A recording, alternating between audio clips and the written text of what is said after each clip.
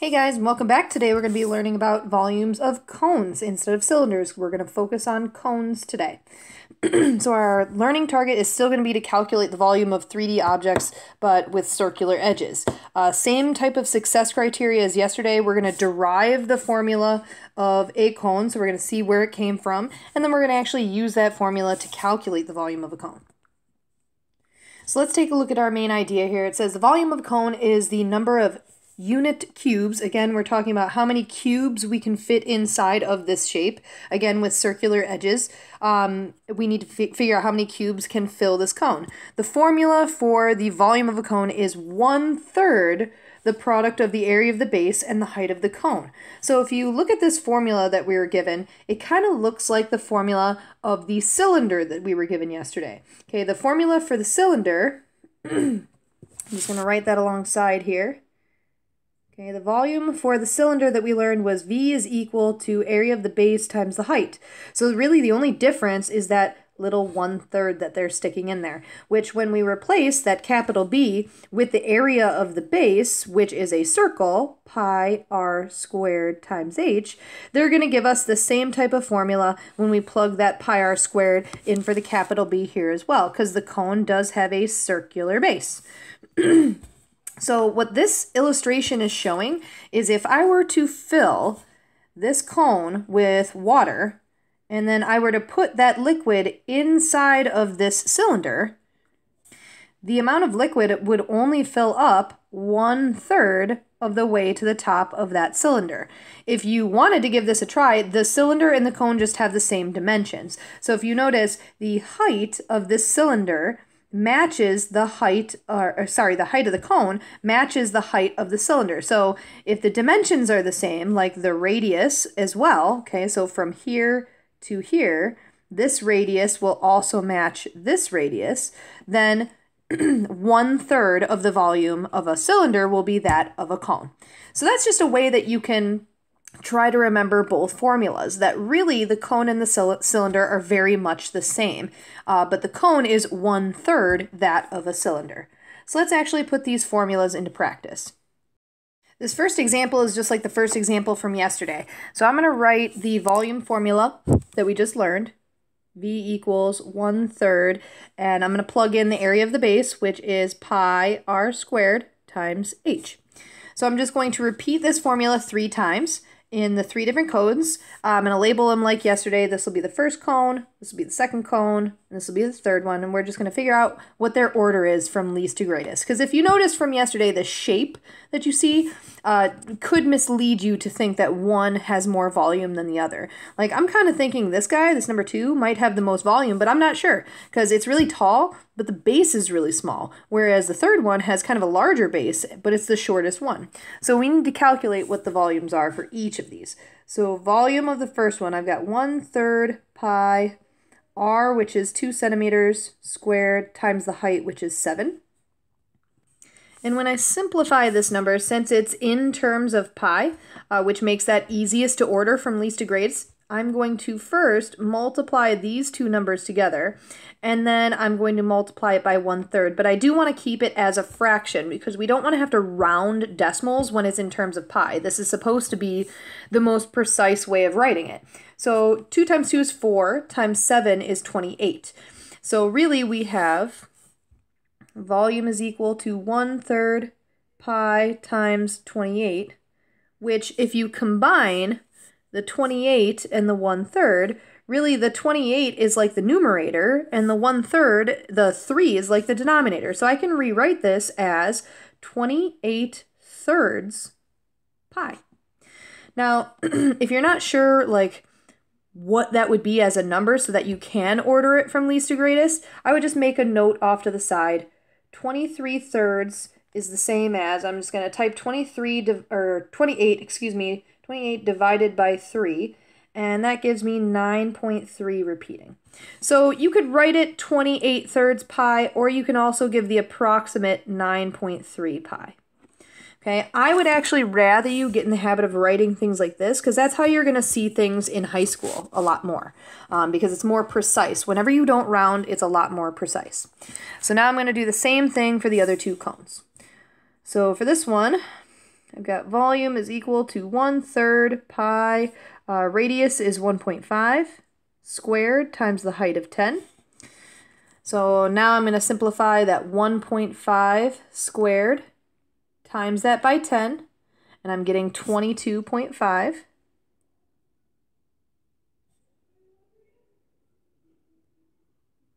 Okay, and you can leave it 22.5 over 3. I don't like mixing decimals like that. I'm going to give the approximation just like I did over here. So 22.5 divided by 3, which is the same thing as timesing by 1/3, gives me 7.5, which I don't have to round that, so I'm just going to keep it 7.5 pi. I have one more volume to calculate. Right now I have 9.3 pi. I have 7.5 pi. I just need to calculate that third one. Volume is equal to 1/3 pi times radius, which is 3, squared times the height, which is 3. 3 squared is 9 times 3 is 27. So I have 1/3 pi times 27. I can combine these two numbers together. So really I'm doing 27 divided by 3, or 1/3 of 27, which is the same thing as 9. So this one is 9 pi. And now I'm able to order them. So looks like, let's see, the least one is going to be the second one. Okay, so the least is number 2. The middle one is going to be number 3. And the greatest one is number 1. So even though I actually took a guess that number 2 would have the most volume because it's the tallest, it's actually not. It's got the least volume, probably because that base is so small. So let's have you give calculating the volume of this cone a try. Make sure it's in terms of pi. Multiply all the regular numbers together first, and then just stick the pi on the end of your number. In fact, I should go back. I should put all of my units on these. So I'm gonna be a good teacher and say centimeters cubed, and centimeters cubed. So please make sure you do the same thing. Just stick the pi on the end, and then make sure you include your units.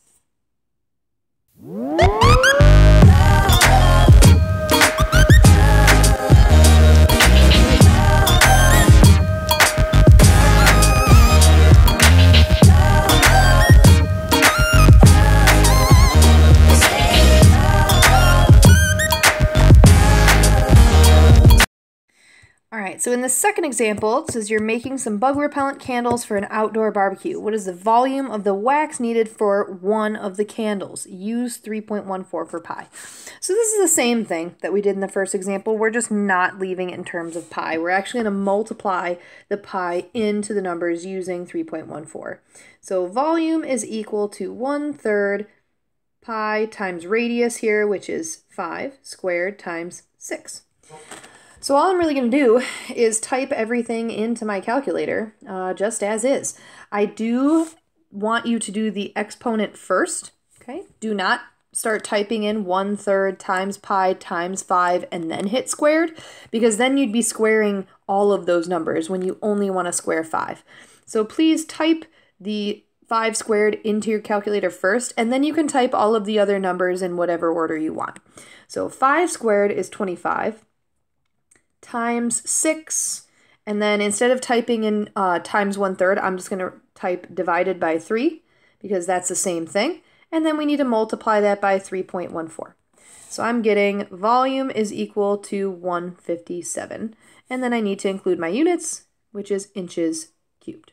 Okay, so please just type in the exponent number in first, and then you can type all of the other numbers in whatever order you choose, and you should be getting 157 inches cubed. Go ahead and give this a try in your U-Try.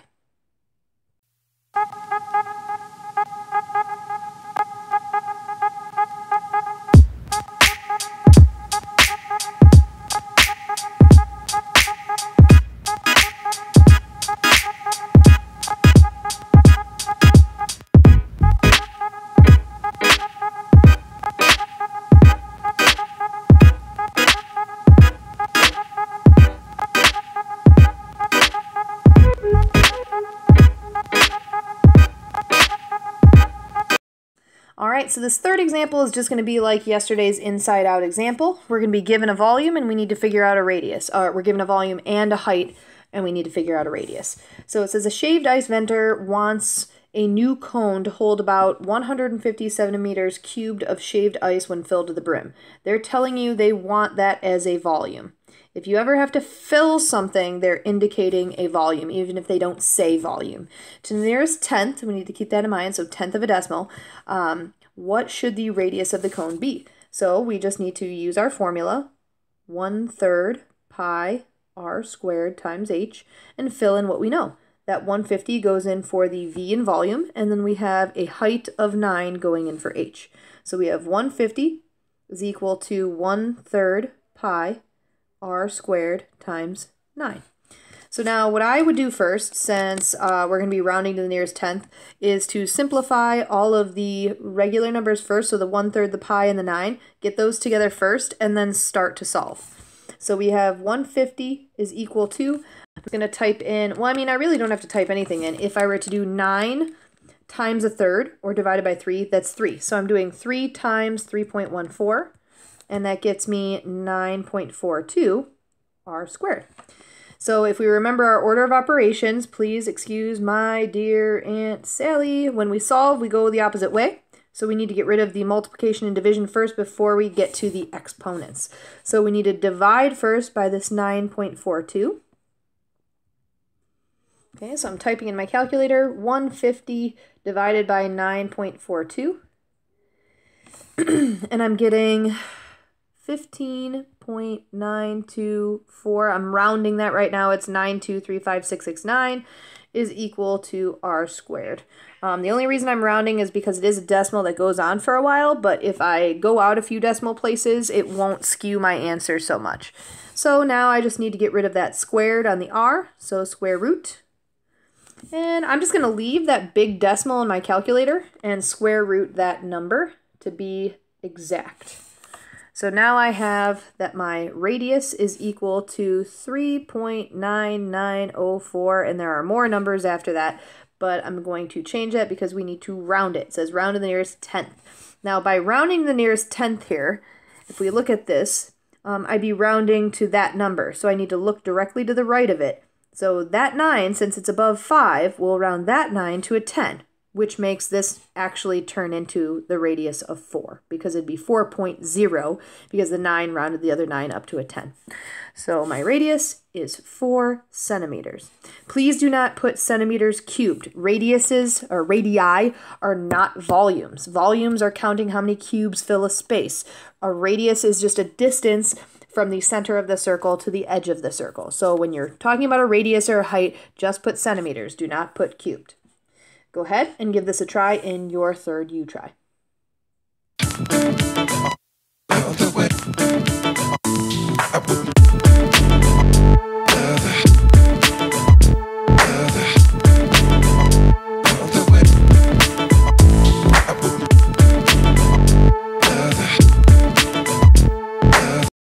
Alright, so our last example is just like the last example from yesterday where it was a composite figure. We're going to have to piece two things together. It says you're installing a cylindrical basin to collect rainwater from the gutter. The bottom of the cylinder resembles the lower part of a cone. To the nearest tenth of a cubic foot, how much rainwater can the basin hold? Use 3.14 for pi. So first thing we're going to do is we're going to calculate the two different pieces. I'm seeing the cylinder here. And it looks like we have a cone and a cylinder put together, but this piece right here, this conical piece, looks like it needs to be cut out.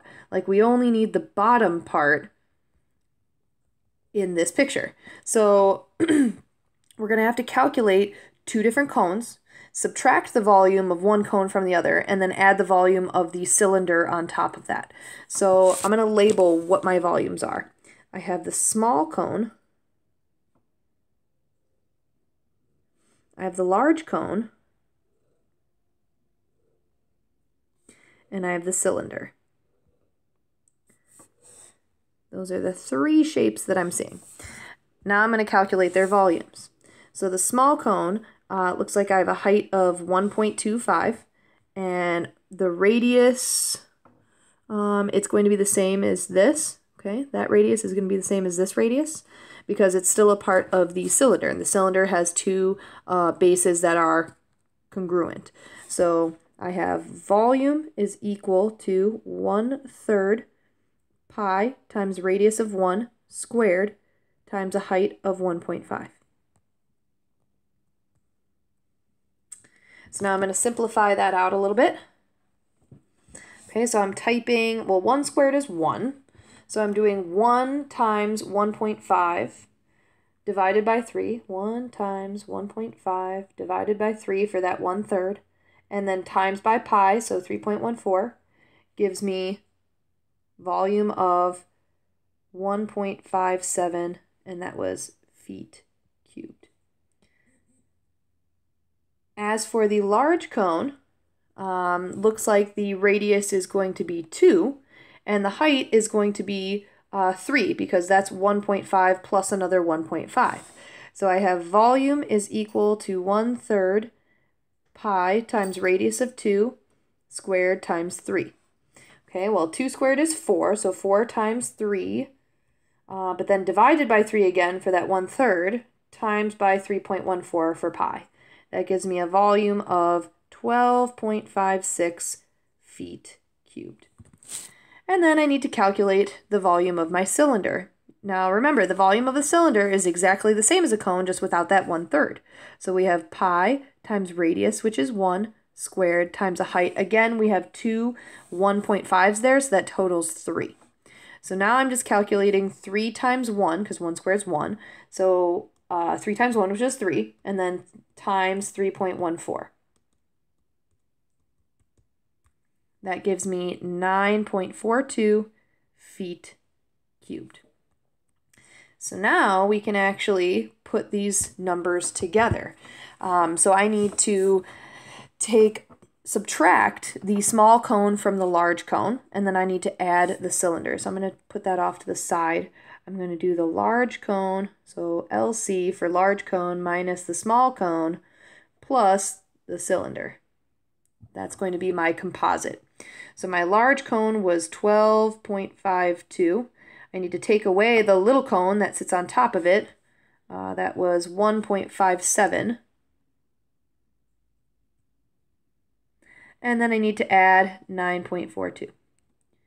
So the grand total of my composite figure, 12.56 minus 1.57 plus 9.42, gives me a total volume of 20.41 feet cubed. I'm going to reread my directions to make sure I'm rounding correctly. It says to the nearest cubic foot. Cubic foot means the whole number. Okay, so I actually don't need those decimals. I'm just going to look to the 10th, which is the 4, to round up to the whole number. Since it's less than 5, I'm just going to keep that 20. So this is 20 feet cubed is my total composite volume. All right. So now what I want you to do in your U-Try is look at the shapes that are involved. And in this one, you do not need to include the handle, okay, because we don't know that shape, and you don't need to include the spout. Okay, I'm just looking for you to calculate the volume of, it looks like 2 different cones are happening here. There's going to be a large cone and a small cone. You need to figure out what operation you need to use, either addition or subtraction, and calculate the 2 volumes and compose them together.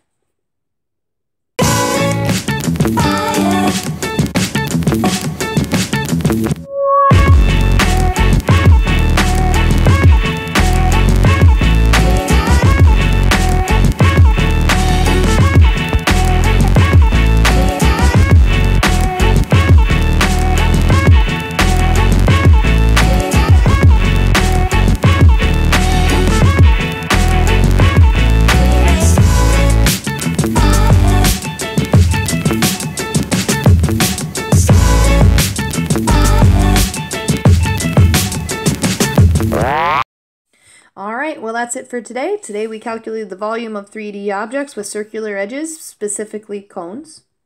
Okay, we will be learning that same learning target again tomorrow, only we're going to be focusing on spheres. The way we were successful today, we derived the formula. In fact, we used the formula of a cylinder to derive the cone. That was in the key concept.